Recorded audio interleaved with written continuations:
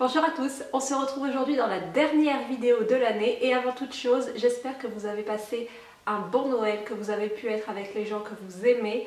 C'est vraiment le plus important en cette période et j'ai également une pensée profonde pour toutes les personnes qui ont perdu un proche, que ce soit dans les attentats ou autres tragédies personnelles. Il va être question aujourd'hui de mon traditionnel bilan littéraire de l'année 2015 cette fois-ci. Alors je précise que je filme actuellement mi-décembre, tout simplement parce que je n'ai pas la possibilité de filmer après. Honnêtement, je ne suis même pas sûre de pouvoir filmer avant fin janvier. Donc je suis obligée de faire ça maintenant, ce qui explique que les chiffres que je vais vous donner, ou même les titres d'ouvrages que je vais vous donner, ne seront pas forcément exactement à jour. Cette année, j'ai donc lu 191 ouvrages, dont 187 livres et 4 BD. Parmi les 187 livres, j'ai lu 50 livres en français et 137 livres en anglais. Donc, c'est un petit peu plus de livres en général que l'année dernière. J'en avais lu 144, je crois. Après, je ne fais pas du tout un concours. Hein. Si j'en lis 50 l'année prochaine, il n'y aura aucun problème à ça. C'est juste pour voir, faire un état des lieux. Je continue toujours de lire plus d'anglais. C'est vraiment quelque chose qu'il faut changer. Et j'ai vraiment envie de privilégier la qualité à la quantité en 2016. Parce que j'ai pas non plus fait des lectures extraordinaires. Il y en a eu quelques-unes de très bonnes, mais elles sont assez réduites. Honnêtement, il doit y en avoir une quinzaine. Et maintenant, je vais vous parler de mes lectures préférées de l'année 2015, sachant à nouveau que comme je filme mi-décembre, certains ouvrages ne seront pas inclus. Par exemple, j'ai commencé Carrion de Rainbow Rowell hier soir. Je ne l'ai pas fini, donc je ne l'inclus pas dans ce classement. Premier livre que j'ai adoré, il s'agit des Hauts de Hurlevent d'Emily Brontë. C'est un classique de la littérature britannique que vous pouvez retrouver en revue plus complète sur cette chaîne. Des personnages très bien construits, bien que difficiles à suivre parce qu'ils sont extrêmement torturés et complexes. Une ambiance lourde, pesante, mais en même temps romantique et tragique. Le tout porté par une écriture simple mais forte et percutante, pleine de formules réellement sensationnel. C'est un vrai roman d'amour dans tout ce que cela comprend. Chose que je ne fais jamais, j'avais envie de vous lire un petit extrait parce que je trouve ce passage phénoménal. J'avais vraiment envie de vous montrer toute la puissance d'Emily Brontë. Alors, c'est parti. Catherine Earnshaw. Puisses-tu ne pas trouver le repos tant que je vivrai? Tu dis que je t'ai tué? Hante-moi alors. Les victimes hantent leurs meurtriers, je crois.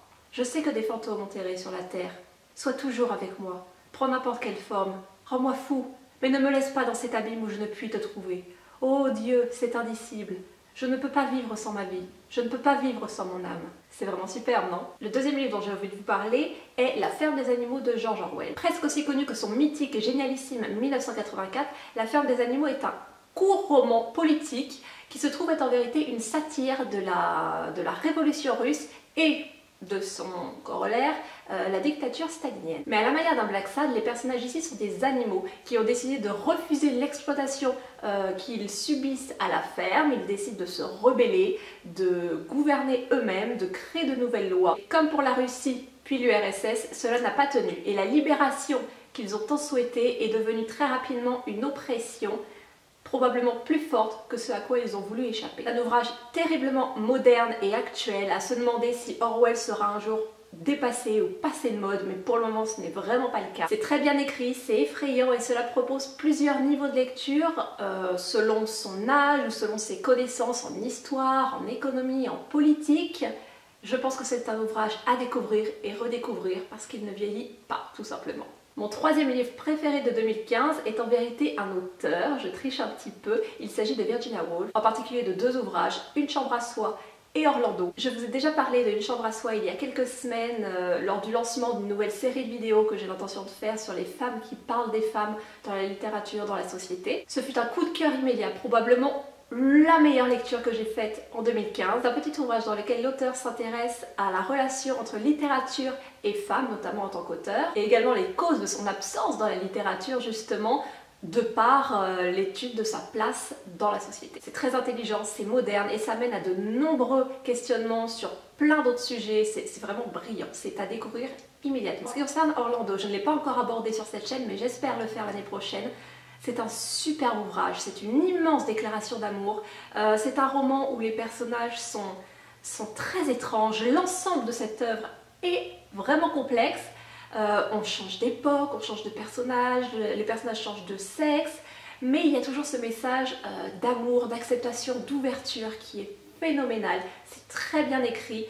C'est vraiment un ouvrage que les gens ne lisent pas suffisamment et c'est vraiment la raison pour laquelle j'ai l'intention d'en parler plus. Virginia Woolf est définitivement l'auteur de l'année en ce qui me concerne. Quatrième ouvrage que j'ai particulièrement adoré, il s'agit de La 6e extinction d'Elizabeth Kolbert, qui est un essai journalistique qui a reçu le prix Pulitzer cette année, qui aborde un sujet que je trouve phénoménal et très intéressant. C'est la raison pour laquelle j'ai l'intention de faire une vidéo, je pense, probablement complète sur cet ouvrage et sur voilà, les conséquences, les idées, ce que j'en pense et autres. Donc je vais en parler rapidement. Il est question, comme le titre l'indique, de la 6e extinction d'espèces en grande masse sur notre planète, avec la particularité que cette fois, l'homme en est la cause principale. Les autres extinctions étaient principalement dues à des causes naturelles ou météorologiques, des pluies de météorites par exemple. Là, en l'espèce, la cause n'est pas réellement naturelle, elle est le fait de l'homme et c'est pour ça que cet ouvrage est aussi intéressant parce qu'il y a énormément de choses dont il faut prendre conscience. L'ouvrage est très bien construit, chaque chapitre commence par l'étude d'un animal qui a disparu ou qui est en voie de disparition, avec ensuite des questionnements sur les sujets clés qui l'entourent. On s'interroge aussi bien sur les causes que les conséquences de ce phénomène. On pourrait croire que c'est un ouvrage très pompeux, très scientifique, mais ce n'est vraiment pas le cas. Il est plutôt accessible. Alors certes, il faut une certaine culture générale, on va dire, pour bien comprendre toutes les références, mais ce n'est pas un livre qui est destiné aux scientifiques. C'est concrètement destiné à nous tous, et c'est ça qui est appréciable, le fait qu'on ne nous empêche pas d'avoir accès à des connaissances sous prétexte qu'on serait trop profane, trop peu éduqué pour pouvoir comprendre. C'est-à-dire parce que ça rassemble de grandes clés liées à l'avenir de notre espèce sur la planète et même plus à l'avenir de la planète plus globalement. Bien évidemment, cela pousse à vouloir en découvrir plus, à aller se renseigner auprès de sources encore plus érudites que cet ouvrage. Et ça c'est formidable, je suis la première à toujours prôner sur cette chaîne le fait de faire ces expériences, d'aller réfléchir, de prendre les choses en main et d'aller soi-même découvrir les choses. Et cet ouvrage donne réellement envie de le faire. Et finalement, pour conclure, j'ai eu envie de vous parler d'une bande dessinée dont j'ai parlé il y a quelques semaines. Il s'agit d'un certain Cervantes de Christian Lac. Ce fut une excellente découverte parce que c'est une bande dessinée qui arrive à lier passé et présent par le biais de questionnements qui traversent les époques en réalité. La surveillance de l'État, la guerre, le choc post-traumatique, la recherche d'une liberté. Le héros est un homonyme de Miguel de Cervantes, l'auteur de Don Quichotte, et il va décider de lâcher sa vie, de partir en road trip à travers les États-Unis pour lutter contre la société et ses aspects négatifs. Bien que cela paraisse utopique et qu'il n'y arrive pas complètement, c'est poétique, poignant et réellement touchant, bien que le personnage principal ait énormément de défauts. Les dessins sont beaux, le jeu délicat des couleurs est très ingénieux.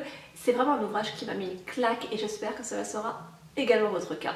Excusez-moi de cela. Ce bilan littéraire est actuellement terminé et conclut cette dernière vidéo de l'année. Dites-moi dans les commentaires quelles sont vos lectures préférées de 2015, je serais ravie de les avoir. Dites-moi ce que vous me conseillez de lire pour 2016. Je préfère vous prévenir que je n'ai pas pour le moment de vidéo prévue pour 2016. J'ai l'intention d'en faire, mais je ne dispose tout simplement pas de temps. Vous savez que quand j'aime bien planifier, en général là ça ne va pas être possible. Donc je ne sais pas réellement comment je vais faire, mais il faut vraiment savoir que vous pouvez me trouver sur les réseaux sociaux, Twitter et Instagram, et également sur le blog où je publie 2 articles par semaine, tout le temps. Donc si vous voulez avoir des informations sur les prochaines vidéos, c'est là qu'il va vous falloir chercher. J'en profite également pour vous souhaiter une excellente année 2016, plein de santé, d'amour, d'amitié, de joie, de partage, de découverte, de curiosité. Et sur ce, je vous retrouve dans une prochaine vidéo et en attendant, portez-vous bien. Au revoir.